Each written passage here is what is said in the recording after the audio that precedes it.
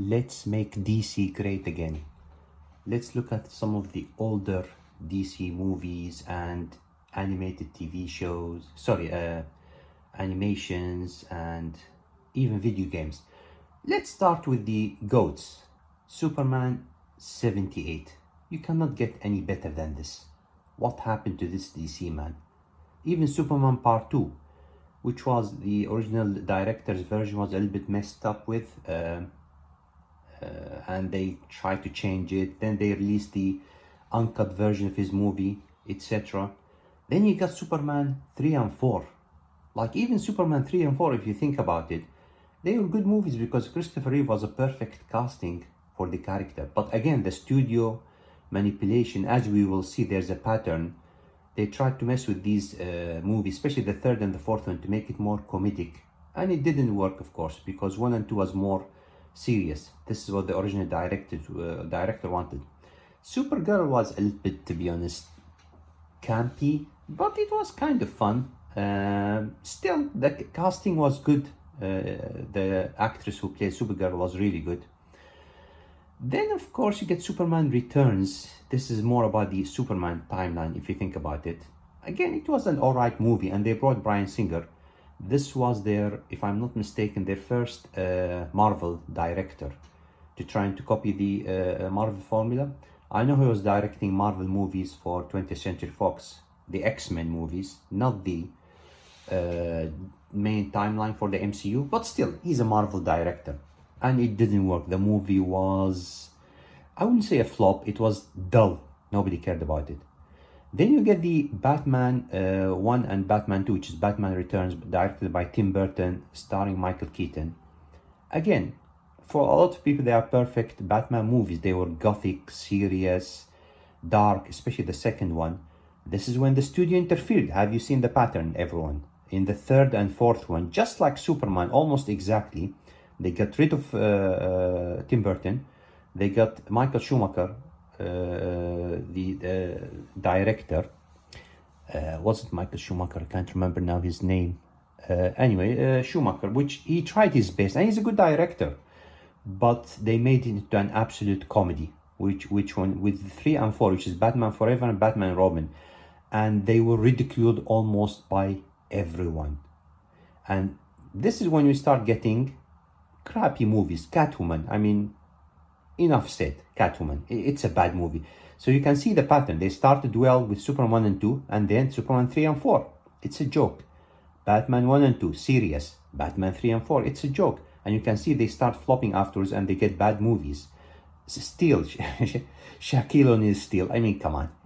Let's not even talk about this movie. It's not even serious. Constantine, amazing Elseworld movie starring Keanu Reeves, which I understand he's not British, doesn't have British accent. But again, it has a cult following, and we're still waiting for part 2. So this is a great DC, man. Just trying something different.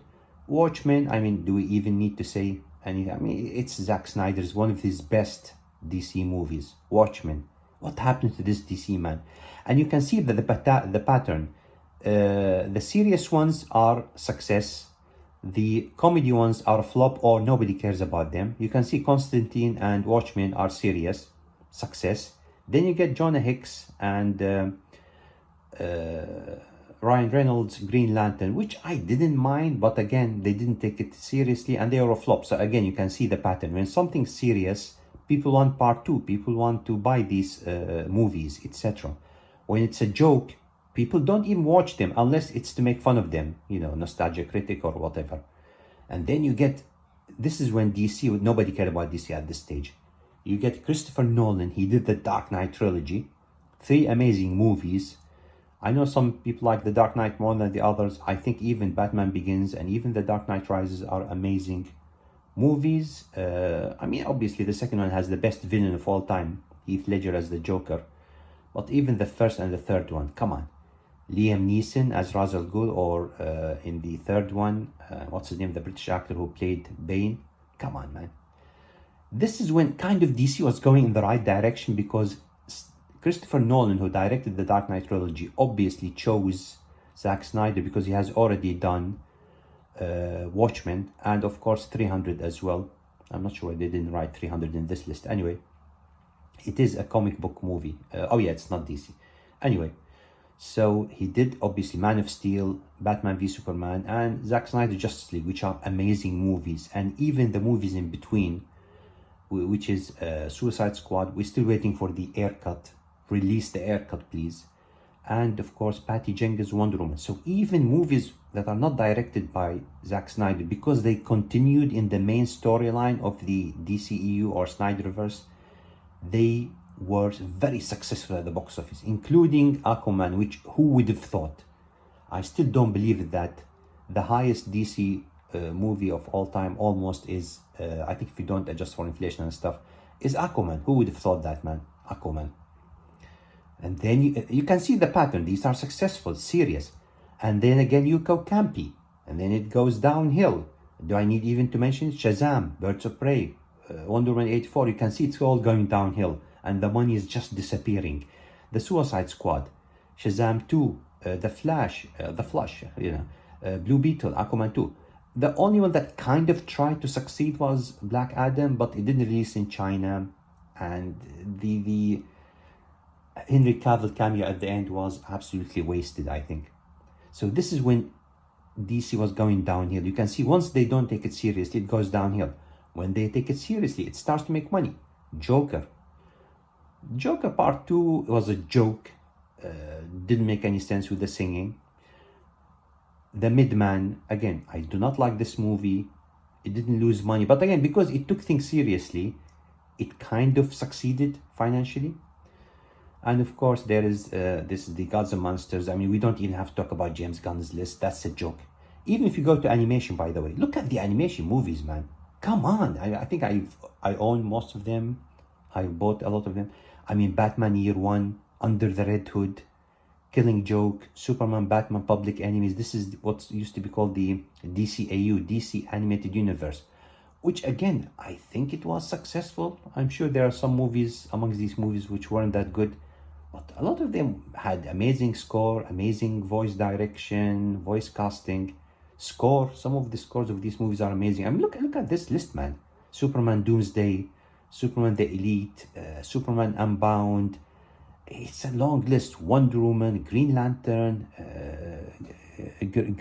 Emerald Knights, obviously there's the Batman ones, Batman The Dark Knight Returns. Come on, man, that's one of my favorite animated movies of all time. Superman Red Sun, An Amazing Elseworld Story, Dooming Gotham, all these movies. I know they, and you can see once you go towards the end, they start becoming more jokey, Super Pets and stuff. And you can see they always start good, serious, and then they go jokey, and the universe flops and ends. Even the video games, man. Look at the video games, the Arkham Asylum video games. What happened to this DC?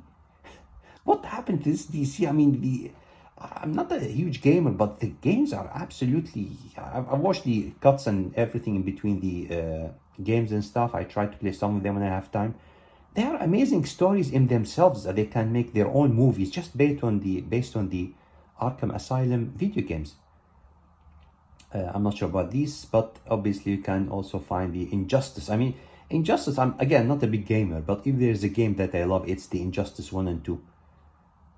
Again, look at this is DC, man. This is what we're talking about. Look at the DCAU, the DCEU when it was serious, the Snyderverse, the Christopher Nolan Dark Knight trilogy, the Tim Burton movies, I forget the director's name for Superman. Superman 1 and 2, Richard Donner. Superman 1 and 2 by Richard Donner. This is the DC that we want back, man. Once you take DC seriously, it is successful, it makes money. Even if it doesn't make money, it has a cult following like Constantine. I mean, it's an American actor playing a British character. Who would have thought that this movie would have a cult following all this long, and they were gonna make part 2 if it wasn't for freaking James Gunn. So make DC great again. Get us this storyline again, which is the Snyderverse continued, and believe me, you'll get more great DC movies follows, and you'll get more amazing DC video games as well. This is what you need to do. You have to take the IP seriously. Zack Snyder, Christopher Nolan are the answer to this. Not James Gunn, not the Hamadaverse, which was before James Gunn. Okay? You need people who take the IP seriously. Fine, you can have some comedy movies on the side, but the main timeline, the canon, whatever you want to call it, has to be serious. DC movies, Becco movies out.